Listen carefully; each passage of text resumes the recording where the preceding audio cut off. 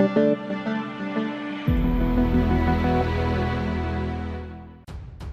to hard reset Tecno Spark 8 Pro.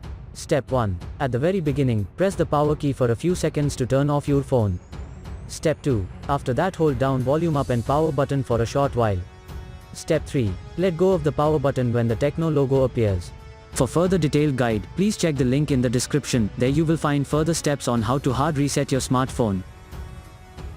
For further detailed guide, please check the link in the description. There you will find further steps on how to hard reset your smartphone.